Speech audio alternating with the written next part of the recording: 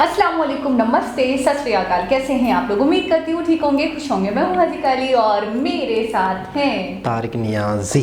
अस्सलाम वालेकुम, नमस्ते, सत श्री अकाल। उम्मीद करता हूँ ठीक होंगे, खुश होंगे। दोस्तों जहाँ रहें खुश रहें, माँ बाप का ख्याल करेंगे, वो माँ बाप है तो सब कुछ है। आज की हमारी वीडियो है श्रीलंका इकोनॉमिक क्राइसिस। तो स्टार्ट करते हैं अपनी वीडियो को। Let's start. ओके गाइस, तो वीडियो का टाइटल है PM Modi Sri Lanka economic crisis, बाकी हिंदी में। श्रीलंका के हालात बद से बदतर होते जा रहे हैं। लोगों को खाना, तेल, बिजली कुछ नसीब नहीं हो रहा। सड़कों पर प्रदर्शन हो रहे हैं।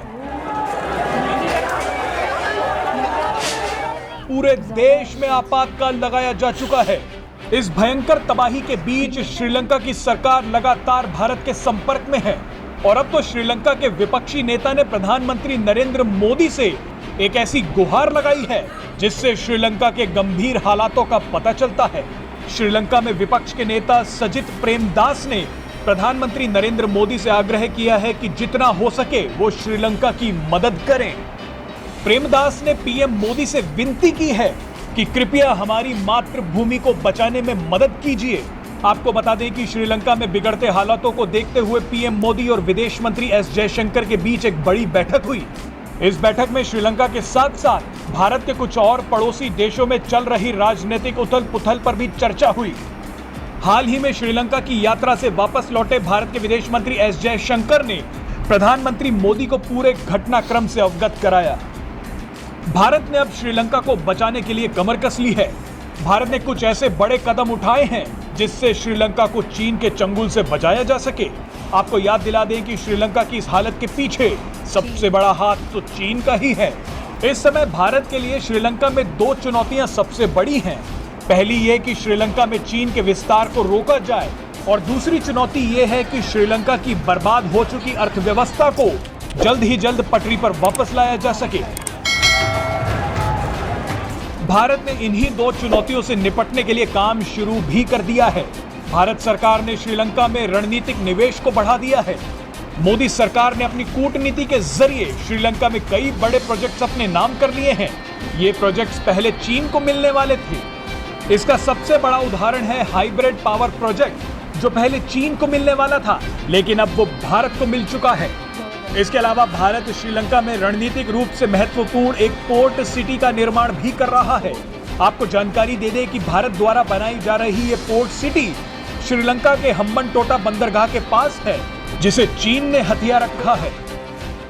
श्रीलंका में भारत पर्यटन, रियल एस्टेट, वस्तु निर्माण, संचार और पेट्रोलियम जैसे क्षेत्रों में भी निवेश कर रहा है।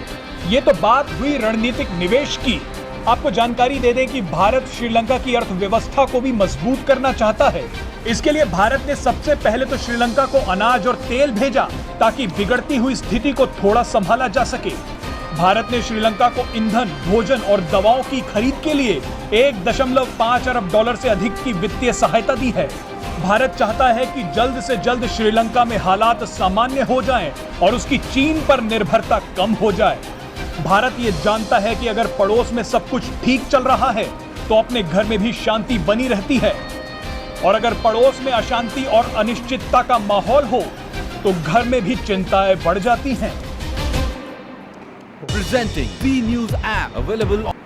जी जनाब, बहुत ही बुरी कंडीशन दिख रही है। जिस तरीके से लोग सड़कों पे और एहतजाज और अच्छा ये होता है जब बहुत ज़्यादा हालत ख़राब हो जाए, बहुत ही ज़्यादा हालात आपे से बाहर हो जाएं, आवाम के इसको कुछ समझ नहीं आ रहा हो कि अब क्या करें और चीज़ों के रेट आसमान पे चले जाएं, चीज़ें मिल नहीं रही हों, तो बैंकरप्सी हो गई है ना वहाँ पे। तो आवाम क्या करती है? आवाम के बस सिर्फ एक ही रास्ता होता है कि हम ताकत दिखाएं और उस ताकत से हम हमारी गवर्नमेंट कुछ करे। और वही अच्छा देखिए, गवर्नमेंट जो होती है वो तो थोड़े से पैसे वाले लोग होते हैं। वो जब तक परेशान नहीं होते, जब मुल्क में अफरा तफरी ना हो, तो आवाम के पास ये आखिरी हल होता है। कोई भी नहीं चाहता कि मैं जो हूँ अपने ही भाई की गाड़ी चलाऊँ, वो मेरी गाड़ी जला रहा है, तो हम मुल्क में एक दूसरे की गाड़ियाँ जला देते हैं, शीशे तोड़ देते हैं, बिल्डिंगें गिरा देते हैं। तो ये बहुत गंभीर सूरत हाल होती है, बहुत ही गंभीर। बिल्कुल, मैं ये कहूँगी जब पानी सर से गुजर जाता है तो तब ऐसा होता है। बिल्कुल। और दूसरी बात ये, अच्छा हम ये तो काफ़ी टाइम हो गया, लेकिन हमने इससे रिलेटेड वीडियो काफ़ी तकरीबन 1-1.5 महीने पहले ही देखी थी, जिसमें हमें पता चल गया था कि श्रीलंका की बहुत बुरे हालात हैं और श्रीलंका मदद की अपील कर रहा है भारत से, और भारत ने उस दौरान मदद भी की थी, बिल्कुल फूड के हवाले से भी की थी और दूसरी चीज़ों के लिए भी की थी। और अभी भी हमने देखा है कि तेल दिया है भारत ने, फूड दिया है भारत ने, अनाज वगैरह दिया है भारत ने, तकरीबन कितने अरब का तो अनाज और तेल दिया है। और प्रोजेक्ट्स, मुझे सबसे अच्छी बात ये लगी कि उधार के तौर पे नहीं, कुछ चीज़ें जो ऐसी दे दी मतलब हेल्प के तौर पे, मदद के तौर पे। और दूसरी चीज़ें ये कि उनके साथ प्रोजेक्ट्स हो रहे हैं, जैसे कि पोर्ट सिटी बन रहा है पूरा, एक और प्रोजेक्ट उन्होंने बताया हाइब्राइड, उसका वो जो चाइना के पास आने वाला था अब वो इंडिया के पास आ गया। तो मुझे ऐसा लग रहा है कि इंडिया और श्रीलंका मिलकर बहुत सारे प्रोजेक्ट साइन करेंगे, और जिससे ना सिर्फ इंडिया का बल्कि श्रीलंका का भी फ़ायदा होगा, और फिर इससे मुझे लगता है उनकी इकोनॉमी ग्रो करेगी, दोबारा संभल जाएगी।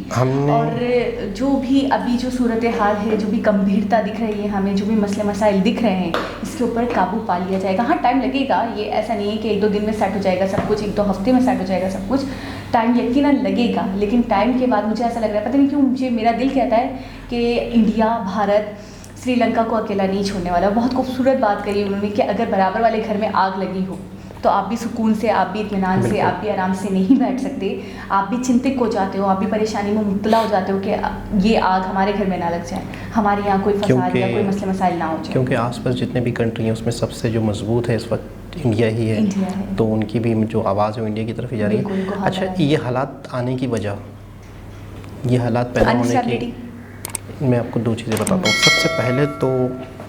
सबसे पहले तो कोविड, क्योंकि श्रीलंका टूरिज्म के लिए बहुत मशहूर ठीक है, सबसे पहली चीज़ तो ये हो गई, क्योंकि यहाँ पर फिर लोगों ने आना छोड़ दिया, तो ऑटोमेटिकली मामलात यहाँ ख़राब हो गए। बहुत खूबसूरत है यहाँ पे, ये जो जंगलात है ना, ये बहुत ज़बरदस्त है, बहुत ज़्यादा हैं। दुनिया में हाथी सबसे ज़्यादा मैंने सुना है यहाँ पाए जाते हैं, ठीक है ना।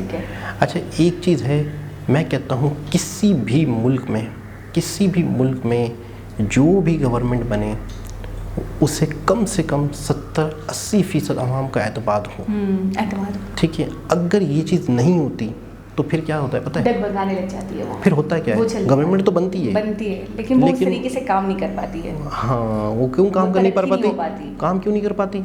क्योंकि वो जो है ना, लोगों से मिलजुल के हुकूमत बनी होती। 2 बंदे यहाँ के आ गए, 2 बंदे आज़ाद आ गए, 2 बंदे मुझे उस पार्टी ने दे दिए, तो टुकड़े करके पार्टी तो हुकूमत तो बन गई। फिर वो हुकूमत होती है अपने पैरों पे खड़ी हुई नहीं, टुकड़ों से जो हुकूमत बनी है तो वो खुद मजबूत कैसे होगी? अच्छा ठीक है, अब एक बहुत बड़ा ऐसा मसला है, ऐसी हुकूमत मौजूद है श्रीलंका में। अब इंडिया ने उन्हें कहा कि आप फलाने बंदों को सज़ा दो जो तमिलनाडु के जो तमिल लोगों के कत्ल में शामिल हैं या वहाँ के साथ जो जुल्म कर रहे हैं उन्हें दबाओ, उन्हें गिरफ़्तार कर दो। अच्छा, श्रीलंकन गवर्नमेंट वो नहीं कर पा रही होगी, क्यों?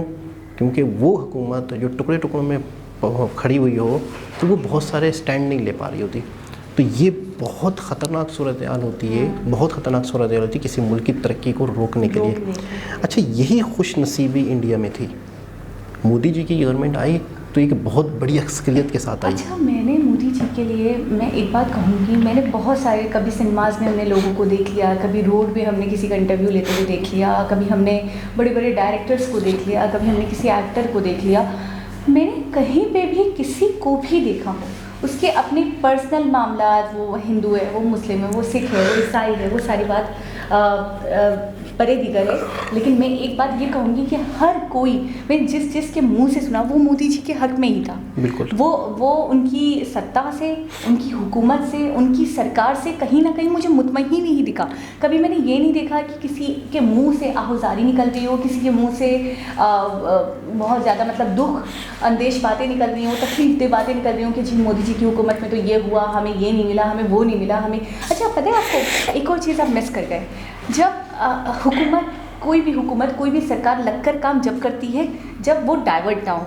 अब देखिए, अगर अपोजिशन आपके पीछे पड़ जाए, अगर आपके ही पार्टी के बंदे आपके हक में ना हो, वो आपके ही खिलाफ मतलब चारा गोइयाँ करें या आप ही के खिलाफ खड़े हों या आप ही के खिलाफ आपको ही तोड़ कर निकल जाएं, दूसरों के साथ मिल जाएं, तो मैं ये कहूँगी एक ऐसा प्राइम मिनिस्टर जो लोगों से अपील कर रहा है, जो हाथ जोड़कर बुला रहा है लोगों को अपनी सरकार बनाने के लिए, जो दूसरे मामलात में इतना मुलव्वस है कि उससे कंट्री की तरक्की उसको लगता है कि अभी पीछे रखनी चाहिए, अभी पहले हमें इन चीज़ों को सॉर्ट आउट कर लेना चाहिए। तो कहीं ना कहीं एक ऐसे प्राइम मिनिस्टर का दिमाग डाइवर्ट हो जाता है, तरक्की से हटकर वो दूसरे मामलात में ज़्यादा कुछ भी नहीं हो सकता डाइवर्ट, क्या कुछ भी नहीं, क्योंकि वो फंस के रह जाता है ना। वो अब वो ये क्लेम कर रहा है, वो बंदा आपको ये कह रहा है, वो ऐसे हो रहा है, कोई भी कुछ भी नहीं कर सकता इस टाइम पे, कोई भी गवर्नमेंट। अच्छा, मैं इंडिया की तरक्की का सबसे बड़ा राज आपको ये बोलूँगी, आपको ये बताऊँगी, एक तो मुखलिस गवर्नमेंट और दूसरा ऐसी गवर्नमेंट जिसके हक में पूरा इंडिया ही था, तकरीबन ठीक है ना। तकरीबन मैं अभी तक मैं उन बातों के ऊपर मुनसिर होकर ये बात बोल पा रही हूँ कि पूरा इंडिया था, क्योंकि मैंने आज तक किसी के मुँह से, आपने देखा आपकी अदालत पे इतने सारे लोग बैठे थे,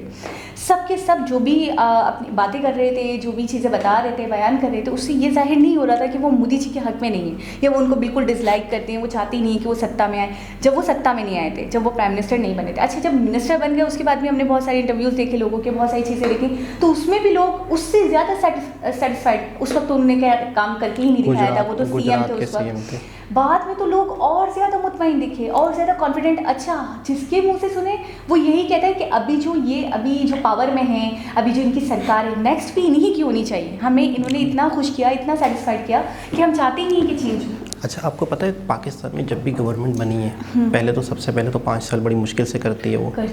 अच्छा, पाकिस्तान में जब भी गवर्नमेंट बनी पूरे पाकिस्तान में उसका होल्ड नहीं रहा। पता है कैसे बनी? सिंध में तो बिल्कुल नहीं रहा। सिंध में सिंध की जो पार्टी है पीपल्स पार्टी, अच्छा कुछ पार्टियां जो है कुछ सूबों की पार्टियां होकर रह गई हैं, वो सूबे में वो गवर्नमेंट बना लेती हैं। अच्छा, पंजाब में जैसे हमने नवाज का हमेशा ठीक है ना, ठीक है। जब भी गवर्नमेंट बनती थी सिंध में पीपल्स पार्टी, पंजाब में मुस्लिम लीग नून, दूसरे में इधर उधर से कुछ मिला जुला के गवर्नमेंट बन जाती थी। कभी इनकी गवर्नमेंट होती थी पाकिस्तान में, कभी उनकी होती थी। कोई ऐसा शख्स नहीं होता था जो पूरे पाकिस्तान को चला सके, ऐसा शख्स कोई नहीं। अभी भी सिंध में सिंदगी ही गवर्नमेंट है। अभी आपको मैं बताऊँ, मैंने खुद अपनी मदर से यही बात पूछी, यही वाला क्वेश्चन मैंने किया। मैंने कहा कि आप मुझे बताएं कि आप कहती हैं कि सिंध में कुछ नहीं हो रहा और आप फिर भी इमरान को सपोर्ट करती हैं, तो आप मुझे बताएं वजह क्या है। तो उन्होंने कहा कि यहाँ पे सरदारी की हुकूमत है और सिंध में इमरान घुस ही नहीं सकता। तो मैंने कहा ऐसे कैसे नहीं घुस सकता, वो तो प्राइम मिनिस्टर पूरे कंट्री का है ना भाई। बच्चों की तरह मैंने तो क्वेश्चन किया कि वो क्यों नहीं कर सकते, मुझे इतना पॉलिटिशियन नहीं पता, और वो लोग बहुत ज़्यादा न्यूज़ वगैरह देखते हैं, हर चीज़ से बने रहते हैं, तो उनको पता होता है। तो उन्होंने कहा आप मुझे एक बात बताओ कि आप अपने घर से निकल कर, अगर ये आपका घर है, आप इस घर से निकल कर अगर अपने किसी नेबर के घर में जाओ और वहाँ जाके 7 अफराद वहाँ पे हैं अलग, ठीक है, अब उन 7 के अंदर 8वीं आप जाके बोलो कि नहीं जी ये काम ऐसे नहीं ऐसे होना चाहिए, तो क्या आपकी चलेगी? नहीं चलेगी ना, क्योंकि हुकूमत आपकी नहीं है वहाँ पे। एक तरीके से जो पावर है ना यहाँ पे, वो यहाँ पे जरदारी का है, उसमें पंजाब में हम सुनते हैं कि वहाँ पे नवाज का है। तो इस वजह से बहुत सारे काम जो वो करना भी चाहती है ना हुकूमत, वही आपकी वाली बात, जो मिनिस्टर करना भी चाहता है वो नहीं कर पाता। तो ये अभी नहीं, ये शुरू से ऐसे ही चलता हुआ आ रहा है, जिसकी वजह से एक गवर्नमेंट 2 तिहाई अक्सरियत नहीं हासिल कर सकी। बड़ी अक्सरियत हासिल करेगी, पूरे मुल्क में हुकूमत करेगी तो ही फ़ायदा होगा।